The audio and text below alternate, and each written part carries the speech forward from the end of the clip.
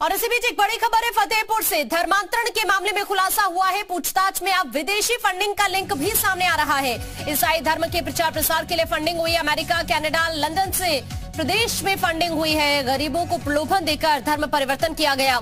फतेहपुर में धर्मांतरण के मामले में लगातार रोजाना नए खुलासे सामने आ रहे हैं। ताजा मामला ईसाई मिशनरियों के विदेशी फंडिंग से जुड़ा हुआ है। पुलिस पूछताछ में बात निकलकर सामने आई है कि ईसाई धर्म के प्रचार प्रसार के लिए विदेशी पैसों की मांग की थी विदेश से। सूत्रों की माने तो ईसाई मिशनरी यीशु दरबार और चंगाई सभा लगाने के लिए लगातार विदेशों से पैसे की डिमांड कर रहे थे। पुलिस ने प्रयागराज के नैनी स्थित एग्रीकल्चर इंस्टीट्यूट शोआर्ट्स सोसाइटी बोर्ड के सदस्य डॉक्टर आइजक फ्रैंक को बयान दर्ज कराने के लिए बुलाया था।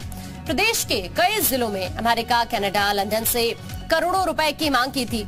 साथ ही इस पैसे के जरिए गरीबों को प्रलोभन देकर रोजगार, स्कूल खोलने जैसे कई तरह के काम किए जा रहे थे। धर्म परिवर्तन के नाम से ये वह लिखते हैं कि मैं बहुत बड़ी कलीसिया का शुभ चिंतक हूँ और ईसाई समुदाय मेरे साथ हैं। तो ये गरीबों को बेवकूफ़ बनाता है, जो कि यूजीसी ने साफ लिखा है एफिडेविट में कि आप इलिटरेट मैसेज को चीट मत करिए। ये चीट करता है, ये उनके ब्रेन वॉश करके और उनसे भी चंदा लेता है। ये अभी स्कूल कॉलेज खुले हैं ग्रामीण में, ग्रामीण जगहों में, वो पैसा कहाँ से आया? ये अपने निजी स्वार्थ में भी इस्तेमाल करते हैं। धर्मांतरण तो करते ही हैं और अपने भी उसमें ले लेते हैं। अब करोड़ों रुपये आ गया साहब। और ज्यादा जानकारी के लिए इस वक्त हमारे सहयोगी अवनीश हमारे साथ जुड़ रहे हैं। अवनीश का रुख करते हैं। अवनीश, क्योंकि जो धर्मांतरण का मामला सामने आया, हर रोज नए खुलासे हो रहे हैं। अब फिर से खुलासा हुआ है, विदेशी फंडिंग का लिंक सामने आ रहा है।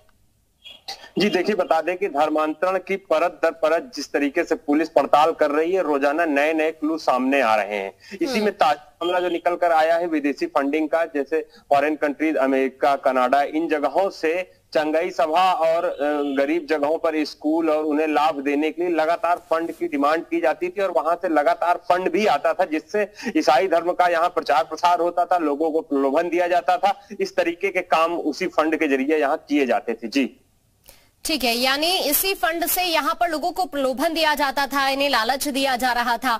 कुछ और क्लू भी मिले हैं क्या? मामले की जांच जैसे जैसे आगे बढ़ रही है अवनीश। जी देखिए, बता दें कि ये वाइस चांसलर हैं आरबी लाल, इनके ऊपर जो जिन्होंने आरोप लगाए हैं ये आइजर फ्रैंक हैं, जिन्होंने संगीन आरोप लगाए। इन्होंने बताया कि ये 1998 से लगातार इस तरह के कामों में सक्रिय थे और कई संगीन आरोप और भी लगाए। उन्होंने कहा उनके पास पूरे रिकॉर्ड्स हैं, जहां जहां से फंडिंग आती थी, कहां कहां पैसा जाता था। उन्होंने तो पाकिस्तान के आईएसआई तक का नाम लिया है कि इसके लिंक भी हैं। इन्होंने एक मेल किया है बाकायदा वहां पर, और वहां से भी फंड की मांग की गई थी। जो अहम सबूत है उन्होंने पुलिस को कल सौंपे हैं, बयान दर्ज कराने आए थे कोतवाली में। अब इसको लेकर पुलिस और आगे इन पहलुओं पर भी जांच करेगी और कुछ बड़ी जांच एजेंसियां भी इसमें शामिल हो सकती हैं। जी तो क्या अभी जैसे आइजक फ्रैंक का आपने जिक्र किया, उनका बयान सामने आया, उन्होंने कई तरह के आरोप लगाए हैं, क्या आइजक फ्रैंक के अलावा भी कुछ और लोगों को पुलिस ने पूछताछ के लिए बुलाया है? क्या कोई बातचीत आपकी हुई पुलिस से इस बारे में?